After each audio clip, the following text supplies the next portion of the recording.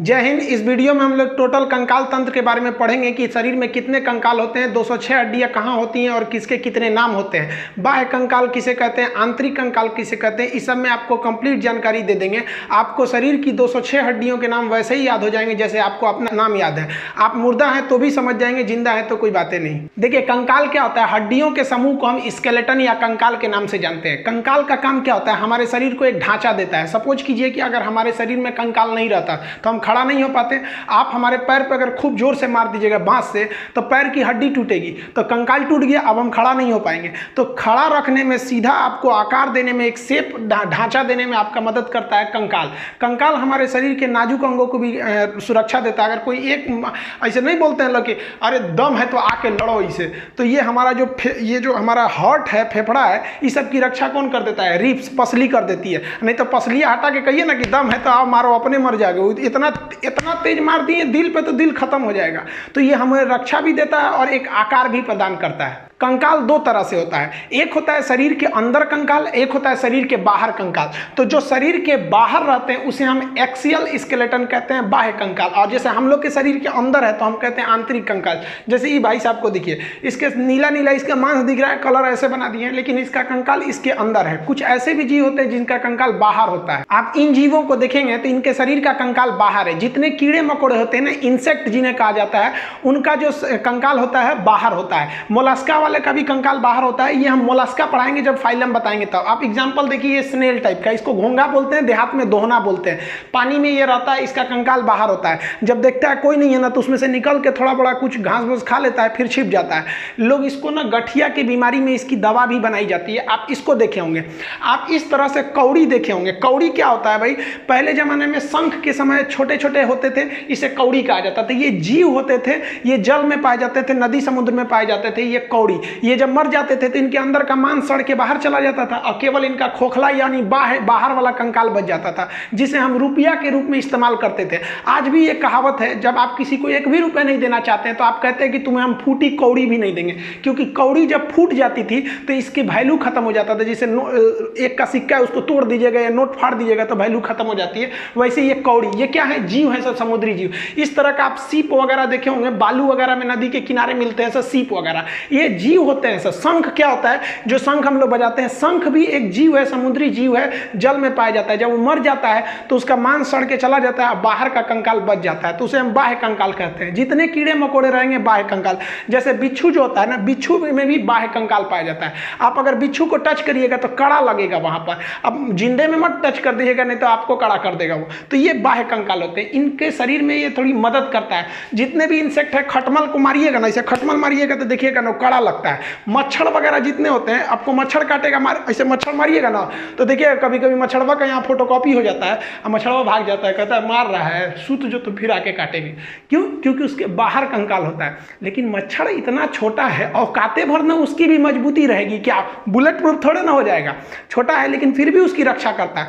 आप देखेंगे मधुमक्खी वगैरह या पीला रंग का जो हाड़ा होते हैं सर, अगर वो घूम के आते हैं, आप किताब से इसे मारिएगा, झाड़ू से मारिएगा तो दब उब जाते हैं सही से, और फिर आप जाएंगे तो उठ के भाग जाते हैं सर, क्योंकि उनका कंकाल बाहर का होता है, वो अंदर रक्षा कर देता है। जैसे आप कॉकरोच को देखिएगा, कॉकरोच को ऐसे मार दीजिएगा, पैर और से कूच काट दीजिएगा तो ऐसे टेढ़ टाड़ के हो जाएगा, अंदर ऐसे देखेगा ससुरा कचर दिया हमको, अब चल जाएंगे तो चल जाएगा, मार के तोड़ दिया हड्डी मेरा, और उधर कोना वोना में जाएगा, एक दो दिन में अपने से ठीक होके मुरुक तुरुक जाता है तो सही हो जाता है।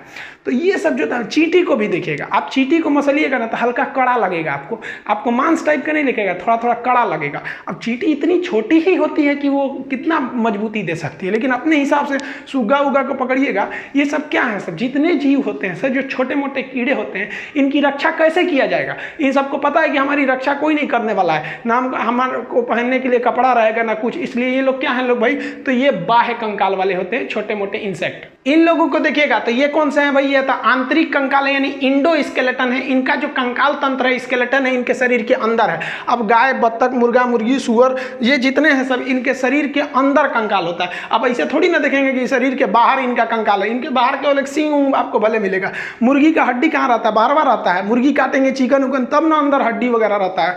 तो ये जितने भी चीज़ देख रहे हैं, ये हम लोग किस में आ जाएंगे, हम लोग आंतरिक कंकाल में आ जाएंगे। हमारे लिए सबसे पहले रक्षा हमारा चमड़ा करता है, ये धूल कण को रोक देता है, उसके बाद मांस करता है, उसके बाद हड्डी करता है। तो हम लोग को कई तरह से है, तो हम लोग जो होते हैं आंतरिक कंकाल में आते हैं। इस तरह से आप अगल बगल के जीव को देखिए और पता कीजिए कि वो आंतरिक कंकाल है कि बाह्य कंकाल है। अब एक बात बताइए, जो टर्टल होता है, कछुआ, इस कछुआ कौन कंकाल होता है? तो ध्यान से समझिए, इसमें दोनों कंकाल होता है। ये जो इसका जो पीठ है, ये जो पीठ वाला हिस्सा, ये है आपका बाह्य कंकाल, इसके बाहर कंकाल है। लेकिन जो ये थुथुर निकाला है ना, इसका ये जो थुथुर है ये आंतरिक कंकाल है। और जो इसका गोड़ है, गोड़ वगैरह, जो इसका लेंगरी, लेंगरी समझते हैं, पूंछ, तो पूंछ जो है ना इसका लेंगरी, तो पूंछ में भी आंतरिक कंकाल है। तो ये कछुआ को पता है कि बाह्य कंकाल पे कोई कितनों पीटेगा, हमारा बाह्य कंकाल मजबूत है, हमको उतना चोट नहीं लगेगा। लेकिन अगर कोनो हमारा थुथुरे कूच दिया, हमारा लेंगरी कूच दिया, पैर कूच दिया, तो हमको चोट लगेगा, क्योंकि इसमें कंकाल तो है नहीं, इसका कंकाल अंदर है। तो ये ससुरा बहुत होशियार होता है, देखता है कहीं खतरा है ना तो सब अंदर अंदर डाल कैसे बैठ जाता है, कहता है कि लो मार वहाँ पे। अब मारते रहिए ऊपर, ठक ठक, कुछ नहीं होने वाला है।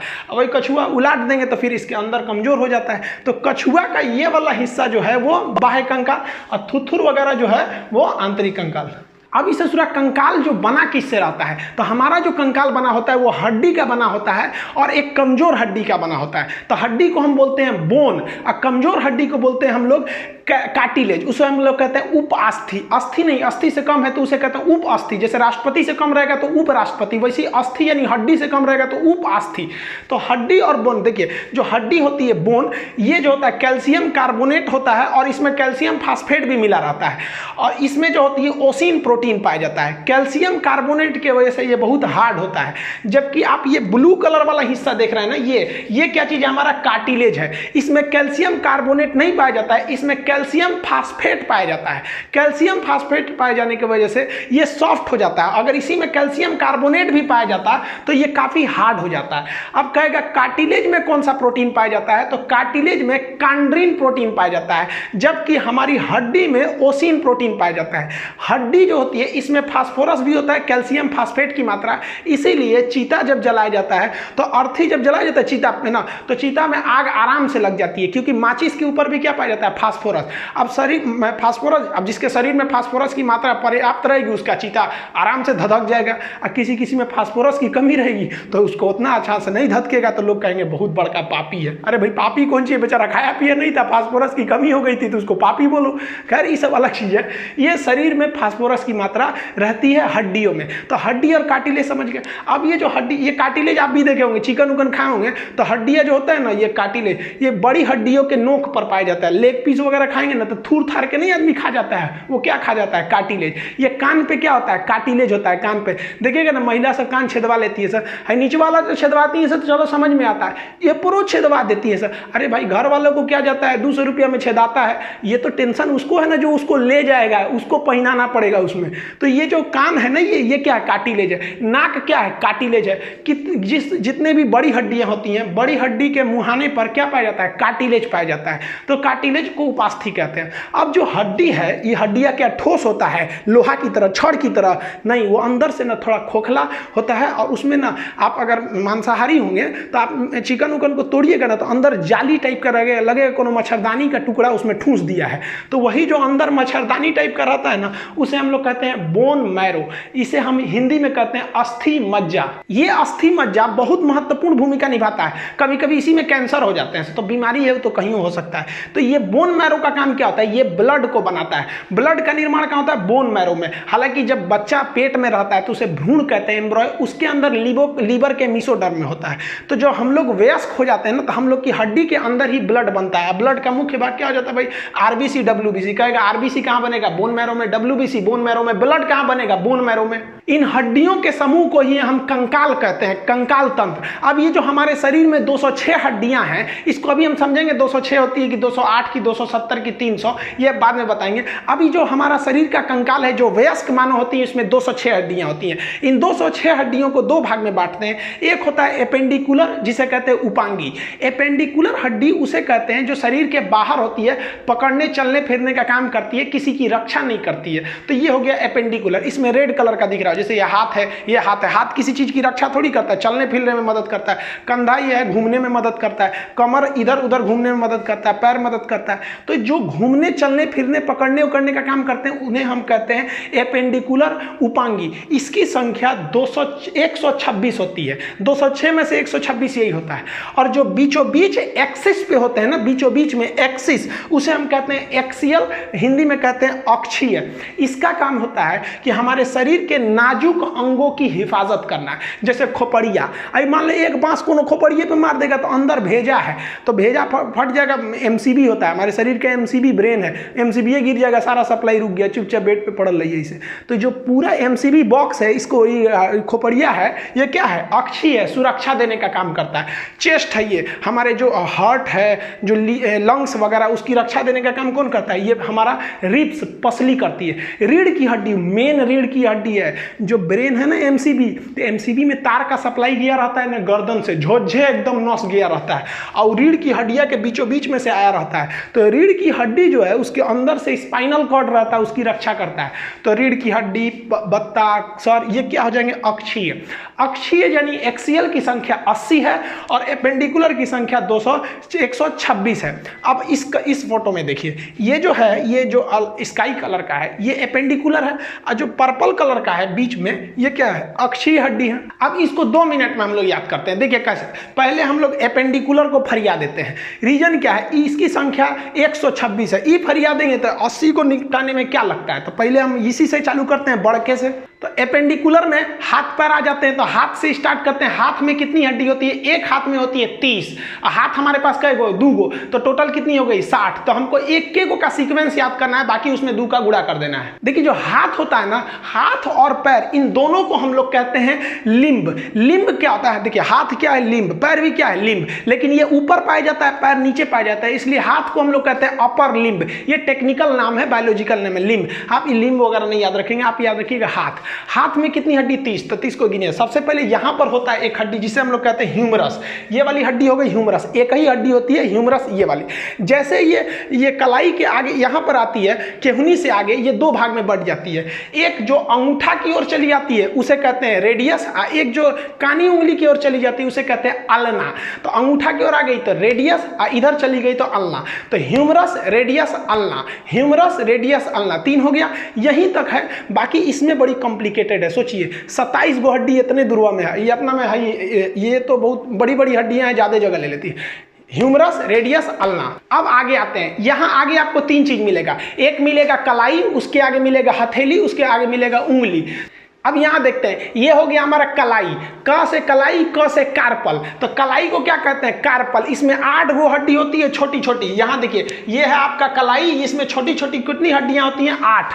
कलाई में हड्डियों की संख्या 8 हो गई है सब। अब देखिए, यहां से तो कलाई घूमने का काम करता है। अब हथेली, हथेली क्या होता है, उंगलियों का मेन मीटिंग पॉइंट जंक्शन होता है। तो 5 गो उंगली, तो हथेली में कै गो सप्लाई आया होगा, 5 हड्डियों का। तो हथेली को हम लोग कहते हैं मेटाकार्पल। देखिए, कार्पल मतलब हो गया कलाई, मेटा का मतलब होता है अगला भाग। तो कलाई का अगला भाग, अगला कलाई यानी मेटाकार्पल। मेटाकार्पल का मतलब कौन सी होगा, हथेली। तो हथेली किसकी सप्लाई देता है, उंगलियों की। तो हथेली में हड्डियों की संख्या 5, जबकि कलाई में कितनी हो जाती है, 8। तो कलाई में हड्डियों की संख्या 8, मेटाकार्पल यानी हथेली में 5। अब हो गई उंगली। उंगली को इंग्लिश में कहते हैं फिंगर। फिंगर से याद रखिएगा फ्लेंजिज। फिंगर से क्या याद रखेंगे, फ्लेंजिज। ये मिलता जुलता नाम है। उंगलियों में हड्डियों की संख्या होती है 14 हड्डी होती है।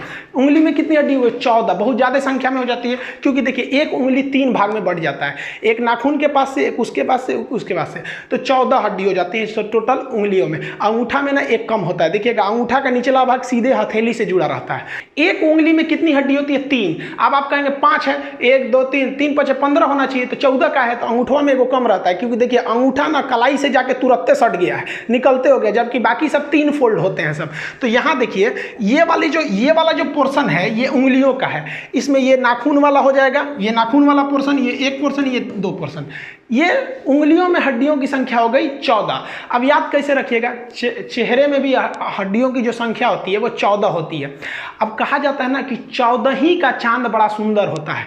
चांद 14 तारीख को बहुत निकल जाता है, तो चेहरे में ये जो 14 है, अगर इसी पे हमारे उंगलियों को मिलाकर मुक्का बना के 14 पे देंगे ना, तो ये वाला 14 बिगड़ जाएगा। तो याद रखिएगा, चेहरा को बिगाड़ने के लिए, यानी 14 ही के चांद को बिगाड़ने के लिए कितनी उंगली चाहिए भाई? ये 14 मुक्का बना लीजिए, 14 उंगली हो जाएगा। तो उंगलियों में हड्डियों की संख्या 14। तो ध्यान से समझिए, ये कौन सा हो गया? Humerus, radius, ulna. कलाई को कार्पल, अगला भाग मेटाकार्पल, मेटाकार्पल में 5, और फ्लेंजिज उंगलियों में कितनी हो जाएगी? 14, कलाई में 8। अब यहाँ आप देखिए, ये वाला पोर्शन क्या चीज है? तो ये तो कार्पल है, यानी कलाई है। उसके आगे ये वाला पोर्शन क्या है? मेटाकार्पल है। मेटाकार्पल मतलब क्या हो जाएगा? हथेली। और उसके आगे उंगलियां हैं, उंगलियों में कितनी होती है? 14 हड्डी। एक उंगली में 3, अंगूठा में 1 कम होता है हड्डी। तो टोटल हाथ में कितनी हो गई? इस तरह से आप देखेंगे तो इस हाथ में कितना हो गया? 30। तो इस हाथ में भी कितना हो जाएगा? 30। तो 30 कितना हो गया?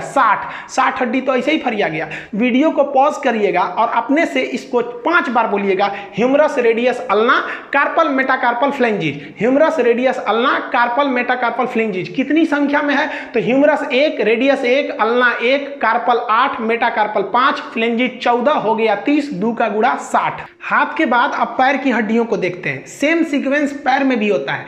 जिस तरह से हाथ को हम अपर लिंग बोले थे क्योंकि वो ऊपर के भाग में है, उसी तरह हम पैर को लोअर लिम्ब बोलते हैं। पैर में भी 30 हड्डियां, एक पैर में 2 पैर है तो 2 से गुणा कर लीजिएगा, 60 हो जाएगा। अब सेम सीक्वेंस इसमें भी है। हाथ में यहाँ पे क्या था? ह्यूमरस था, तो यहाँ पे क्या हो जाएगा? फीमर। जान की हड्डी को हम फीमर कहते हैं। याद रखिएगा, एक बार बीपीएससी में पूछा था कि उरु अस्थि कहाँ पाई जाती है? पगला गया था भाई, फीमर को हिंदी में ना उरु बोलते हैं। ये हड्डी खोखली होती है, जबकि जो उड़ने वाले पक्षी होते हैं उनकी सभी हड्डियां खोखली होती हैं ताकि वेट को हल्का करने के लिए। ये शरीर की ऐसी हड्डी है जो खोखली होती है। ये सबसे लंबी हड्डी है, ये बच्चा भी जानता है, इसको क्लास 6 में पढ़ा दिया जाता है, सबसे लंबी हड्डी है। तो ये हो गई आपकी फीमर, सबसे लॉन्गेस्ट एंड सबसे लार्जेस्ट हड्डी है। ये खोखली होती है, ये इसे फीमर कहते हैं। लेकिन यहाँ पैर में एक चीज आप ध्यान से समझिएगा, जैसे फीमर से नीचे आएंगे ठेहुना के पास, ठेहुना को क्या बोलते हैं? नी बोलते हैं। और वही जो उसको वहां पर आपको एक हड्डी मिलेगा पटेला नाम का, घुटना के पास आप देखिएगा वो कटोरा ऐसा घूमते रहता है, उसको हम लोग क्या कहते हैं? पटेला। पटेला जो हड्डी होता है, कई लोग बोलते हैं ना कि किसका दिमाग जो होता है, देहात में बोलते हैं लोग कि महिलाओं का दिमाग ठेहुना में होता है। गलत बात है, ऐसा नहीं होता है। वो सब भी होशियार होती हैं, चांद पे पहुंच गई सब। तो ये जो होता है, ये जो पटेला होता है, वो यहाँ पर अगर आप देखेंगे तो केहुनी में कोई भी एक अलग से हड्डी नहीं थी, सीधे ह्यूमरस आया था, रेडियस, अल्ना 2 भाग में बट गया था। लेकिन पैर में फीमर आएगा और 2 भाग में नहीं बटेगा, पहले वहां पर एक घुटना के पास हड्डी आएगी जिसे हम लोग कहते हैं पटेला। ये क्या करता है? पटेला पैर को आगे नहीं आने देता, पीछे ही घुमा सकते हैं। आप पैर को आगे ले आ सकते हैं? नहीं ला सकते हैं। तो ये हो गया आपका पटेला। ये सिस्मॉइड बोन का बना होता है, ये कैटेगरी ऑफ बोन में आप पढ़ेंगे इसको। तो ये पटेला हो गया। अब इसके बाद सारा सीक्वेंस सेम है। तो पटेला के बाद 2 भाग में, एक होता है टिबिया, एक होता है फिबुला। ये वाला जो बड़ा हड्डी देख रहे हैं ये टिबिया है, और उसके सपोर्ट में जो फिबुला देख रहे हैं उसके बगल में है, ये सपोर्टिव हड्डी होती है। टिबिया को सबसे चमकीली हड्डी कहते हैं, फिबुला उसके सपोर्ट में होती है। पैर की हड्डी अगर कोई कह देगा तो मेन हड्डी कौन सी है? टिबिया, ये चमकीली हड्डी होती है। और जांघ की हड्डी फीमर हो गई। ये कई बार पूछा हुआ है, टिबिया को याद रखिएगा। तो सामने वाला कौन सा हो गया भाई साहब? टिबिया। इसके बगल वाला क्या हो गया? फिबुला। अब हाथ में कलाई था तो यहाँ टखना होगा, तो अब नीचे चलते हैं पैर वाले भाग में। तो इसको इस इमेज में समझते हैं। यहाँ पर आपको देखेंगे ये हो गया आपका टार्सल। हाथ की कलाई को हम कार्पल कहते, तो इसको हम क्या कहेंगे? टार्सल कहेंगे। टार्सल वो जो एड़ी वाला भाग हो जाता है, एड़ी के ऊपर वाला टार्सल। अब आप बताइए, टार्सल के आगे पैर का पंजा हो जाएगा, उसमें तो हथेली नहीं रहेगी, तो उसके टार्सल के अगला भाग क्या कहलाएगा? मेटाटार्सल। मेटाटार्सल। तो ये वाला हरा वाला पोर्शन देख रहे हैं, ये कौन सा हो जाएगा? मेटाटार्सल। ये पैर का पंजा होता है, और पंजा के आगे क्या मिलेगा? उंगली। तो उंगली को क्या कहेंगे? फिंगर से फ्लेंजिज। देखिए हाथ में था कार्पल, मेटाकार्पल, फ्लेंजिज। सेम पैर में भी है टार्सल, मेटाटार्सल, फ्लेंजिज। अब चलते हैं इसमें हड्डियों को गिन लेते हैं। तो देखिए, एक हो गया फीमर, और फीमर के आगे एक हो गया पटेला, उसके बाद एक टिबिया, एक फिबुला। याद रखिएगा, जो टार्सल था, टार्सल हाथ की कलाई यानी कार्पल में 8 था, लेकिन पैर के टार्सल में 7 ही रहेगा, क्योंकि एक एक्स्ट्रा हड्डी पटेला के रूप में यहाँ हो गई है। तभी ना भाई मैनेज करेंगे ताकि 30 हड्डी रहे। तो पैर के टार्सल में कितनी हड्डियां हो जाती हैं? 7 हड्डी। यहाँ लिखा हुआ है 7 हड्डी। अब बाकी सब सेम रहेगा। मेटा टार्सल में 5, क्योंकि वो उंगलियों से सप्लाई जुड़ा रहता है। उसके बाद फ्लेंजेज में 14। पैर की उंगलियों को हम क्या कहते हैं? टो बोलते हैं। तो आप पैर की हड्डियां बोलिए। देखिए पहला क्या हो गया? फीमर। फीमर की संख्या 1। फीमर के बाद पटेला, घुटना के पास क्या हो जाता है? पटेला। उसके बाद से बड़ी हड्डी टिबिया, छोटी वाली फिबुला। आगे आएंगे तो टार्सल मिलेगा। टार्सल के आगे मेटाटार्सल, फ्लेंजिज। तो जो सीक्वेंस हाथ में था वही सीक्वेंस पैर में है। संख्या फीमर 1, पटेला 1, टिबिया 1, फिबुला 1। लेकिन टार्सल 7, जबकि हाथ में कार्पल कितना था? 8। ये 8 से 7 क्यों हुआ? क्योंकि एक पटेला खर्चा हो गया वहां पे। मेटाटार्सल 5, मेटाकार्पल भी 5 था। फ्लेंजिज पैर में भी 14, हाथ में भी 14। इसको पॉज करेंगे वीडियो को और 5 बार बोलिएगा कहां कौन सी हड्डी होती है। Femur, patella, tibia, fibula, tarsal, metatarsal, phalanges. Femur, patella, tibia, fibula, tarsal, metatarsal, phalanges. संख्या में बोलेंगे femur 1, patella 1, tibia 1, fibula 1, tarsal 7, metatarsal 5, phalanges 14। देखिए अब आप बताइए यहाँ पर जो लिम्ब किसे कहते हैं? तो ऊपर हाथ वाला, पैर वाला। हाथ में कितना? 30 गो इसमें, 30 गो इसमें, 60। अब पैर में एगो में 30, एगो में 30, 60, 120 तो ऐसे ही फरिया गया। और टोटल जो उपांगी था एपेंडिकुलर, उसमें 126 गो था ही, 120 गो फरिया गया, 6 गो ना बचा। तो चलिए 6 गो को भी फरिया देते हैं। पैर का ऊपरा भाग जहाँ कमर है उसको कहते हैं पेल्विक। तो पैर से जुड़ा रहेगा तो पेल्विक। हिंदी में उसे कहते हैं श्रोणी मेखला। देखिए ये जो पैर से जुड़ा ना, श्रोणी मेखला हो गया। ये हड्डी जो होती है मेल में ना थोड़ी सी पतली होती है, जबकि फीमेल में ये जो पेल्विक होता है वो चौड़ा होता है। उनका कमर चौड़ा होता है। ये पेल्विक वाला। पेल्विक को क्या कहते हैं? श्रोणी मेखला कहते हैं।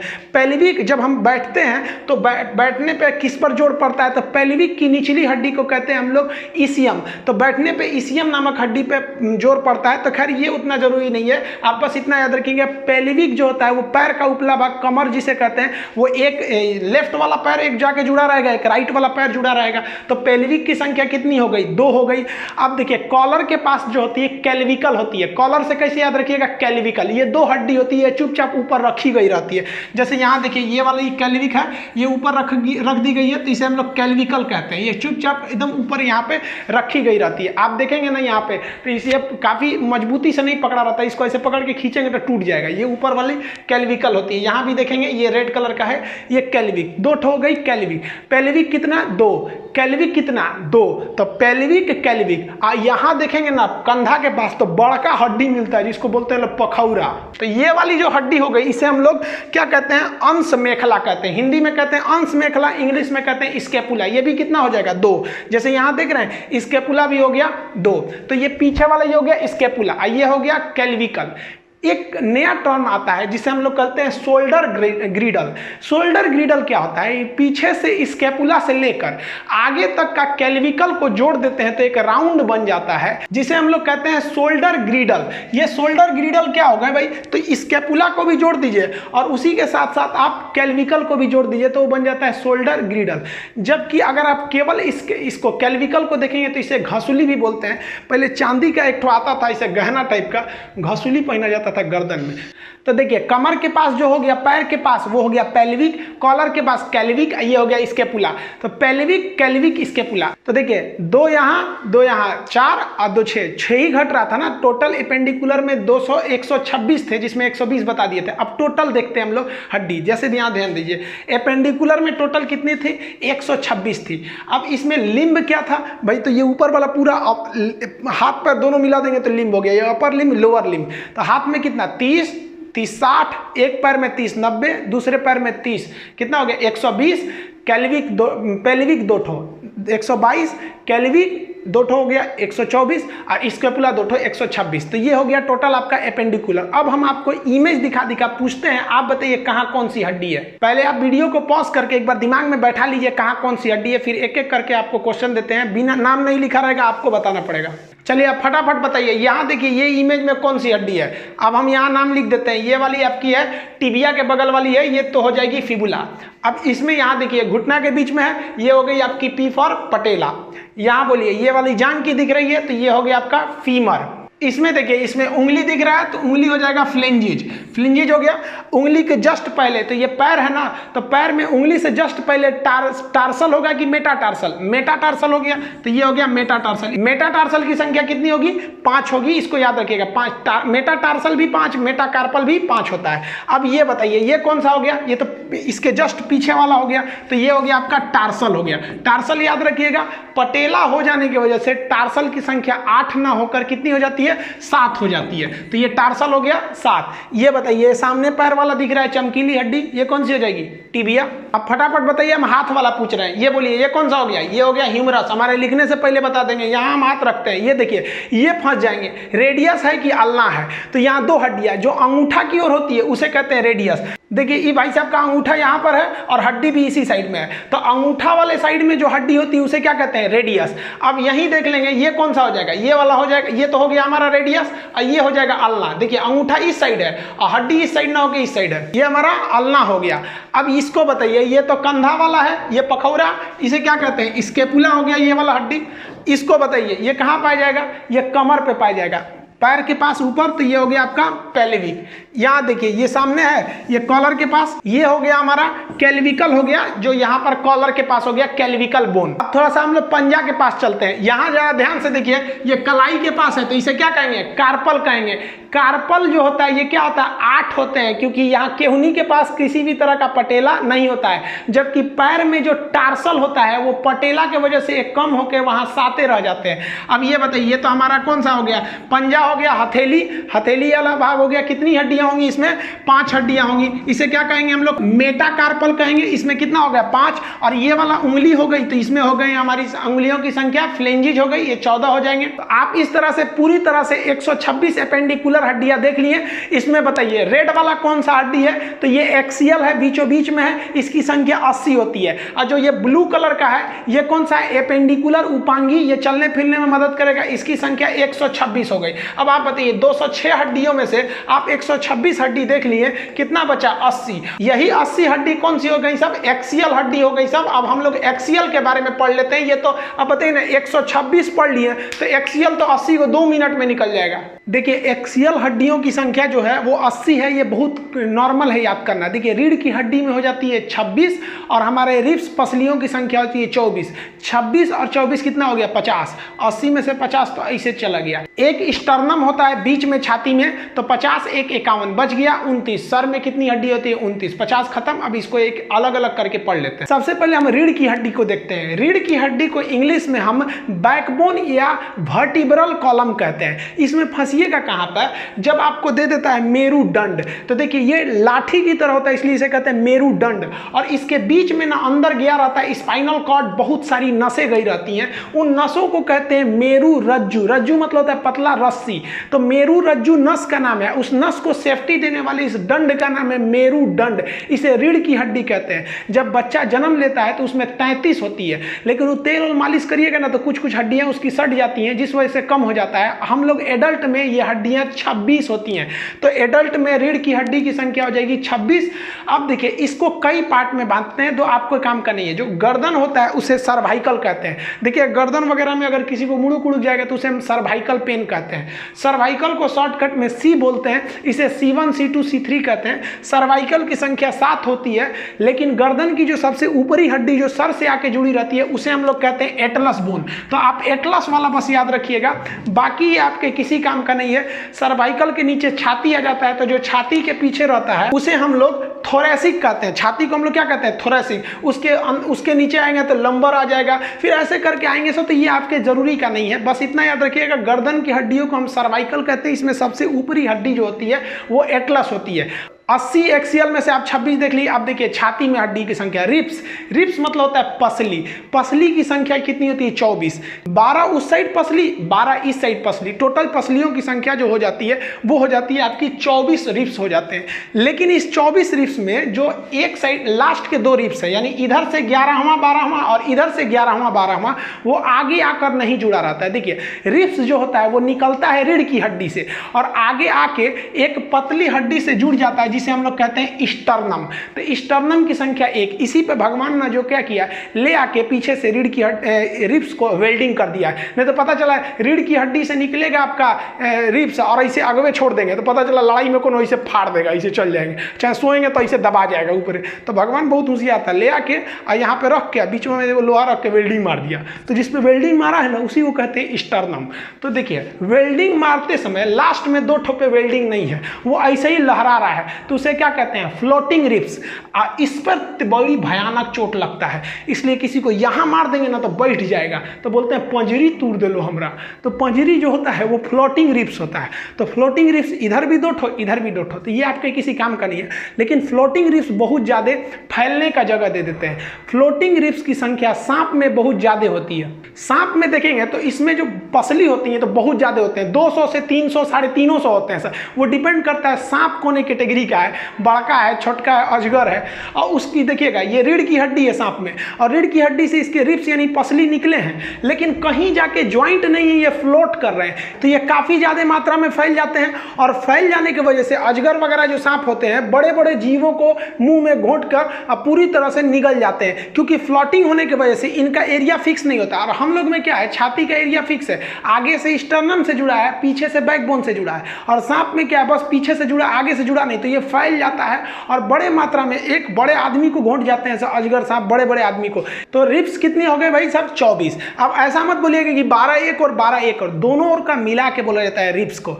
अब क्वेश्चन आपसे कहेगा कि छाती में कितनी हड्डियां होती हैं, यानी थोरेसिक में, तो 24 मत बोल दीजिएगा, छाती में 25 हो जाता है। यही छोटे छोटे गलती करते हैं लोग, क्योंकि एक ये बीच वाला आप स्टर्नम थोड़ी ना छोड़ सकते हैं। स्टर्नम हो गया 1 और रिब्स हो गए 24, तो टोटल छाती में हड्डियों की संख्या कितनी हो जाएगी, 25। छाती का काम क्या होता है, शरीर के अंदर नाजुक अंगों की रक्षा करना। अब यहीं पे आप फंसेंगे। देखिए छाती में हो गई 25, रिब्स में हो गई 24, रीढ़ की हड्डी में हो गई 26। और अगर आपसे पूछ दिया कि सबसे ज्यादा हड्डी किस अंग में पाया जाता है, तो उंगली में। देखिए इस उंगली में कितनी हो गई 14, और इस उंगली में 14, तो 14 14 कितना हो गया 28। आप देखिए रीढ़ में कितना हो गया भाई साहब 26। तो किस अंग में सबसे ज्यादा, तो उंगली में ये हो जाते हैं नॉर्मली। अब आप कहेंगे कि भाई देखिए उंगली दोनों क्यों गिन रहे हैं, तो भाई हम रिब्स भी तो दोनों गिन रहे हैं, इस साइड का भी रिब्स, इस साइड का भी। पैर की उंगली अलग होती है, वो टो में चला आएगा।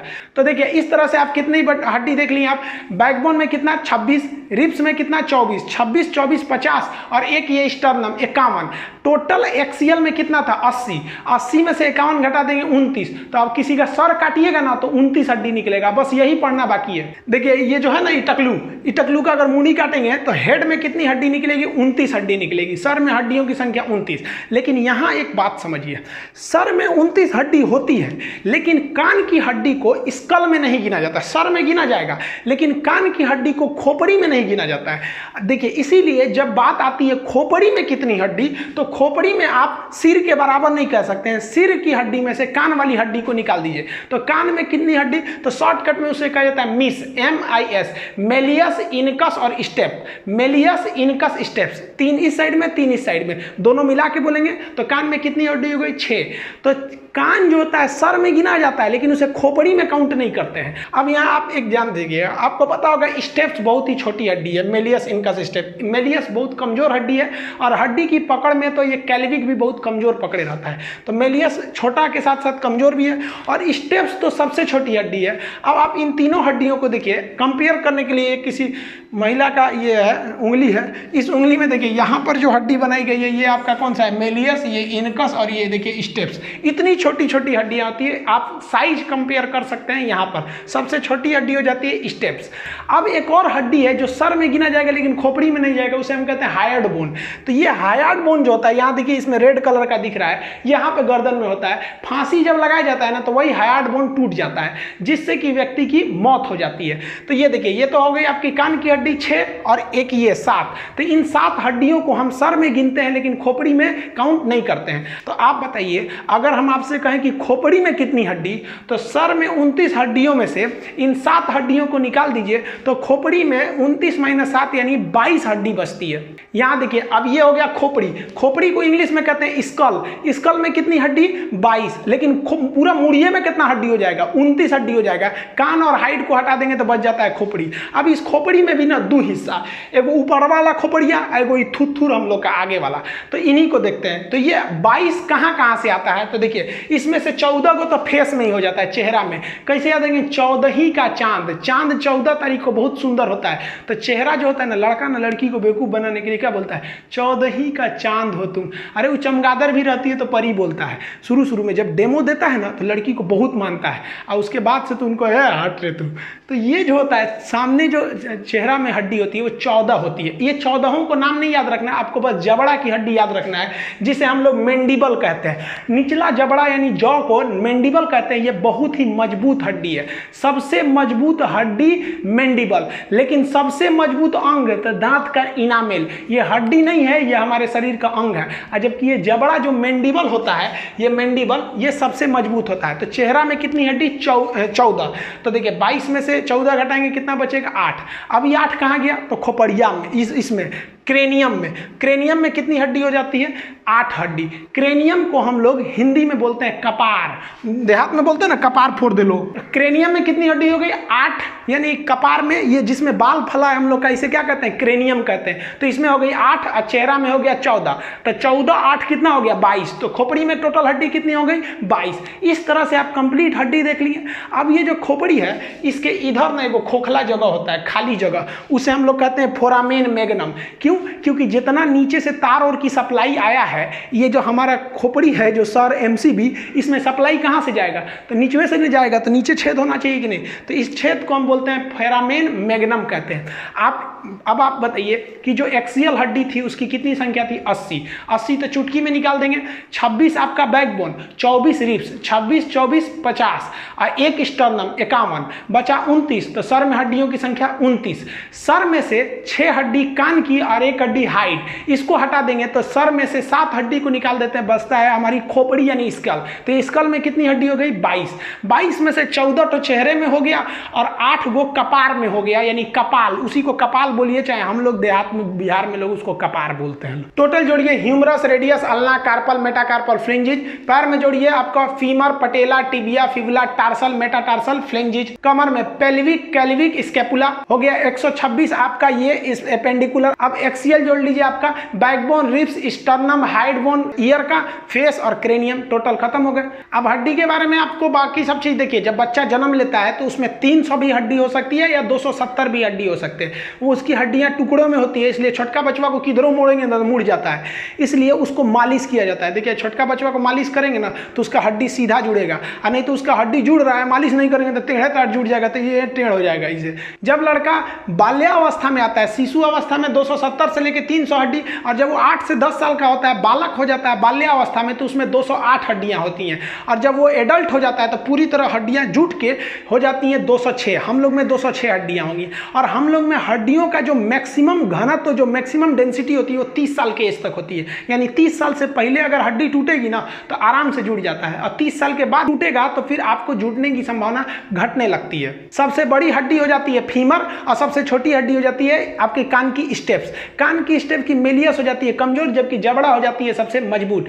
टिबिया हो जाती है आपकी चमकीली हड्डी, और टिबिया के ऊपर जो फीमर होता है वो हो जाती है आपकी खोखली हड्डी। इस तरह से आप हड्डी समझ गए। और हड्डी के अलावा हड्डियों की ज्वाइंट होती हैं, साइनोवियल ज्वाइंट होते हैं। जिस तरह से आप देखेंगे केहूनी एक ही ओर घूमता है, गर्दन पूरा नहीं घूमता है, लेकिन एक और इतना घूम जाता है, एक और इतना घूम जाता है, हाथ ऐसे पूरे घूम जाते हैं। कुछ हड्डी जैसे खोपड़ी की हड्डी घूमबे नहीं करती है। तो ज्वाइंट्स भी कई टाइप के होते हैं। ये तो एकदम छोटा सा टॉपिक है, इसको नेक्स्ट किसी वीडियो में ज्वाइंट समझा देंगे। बाकी आपका 15 अगस्त से पहले ऐप आ जाएगा। ऐप पर आपको एकदम डिटेल से पढ़ा देंगे, एकदम क्लास की तरह, एकदम याद कराते कराते। ऐप पर जो फी रहेगी वो एकदम मिनिमम फी रहेगी, और एकदम लो लेवल से एकदम हाई लेवल तक बताया जाएगा। आपको समझ में आएगा कि नहीं आएगा, ये आप मेरी गारंटी छोड़ दीजिए। आपको समझ में कैसे नहीं आएगा, एकदम गारंटी समझ में आएगा। इसको नेक्स्ट वीडियो में हम लोग बोन वगैरह ज्वाइंट के बारे में समझेंगे। तब तक के लिए जय हिंद।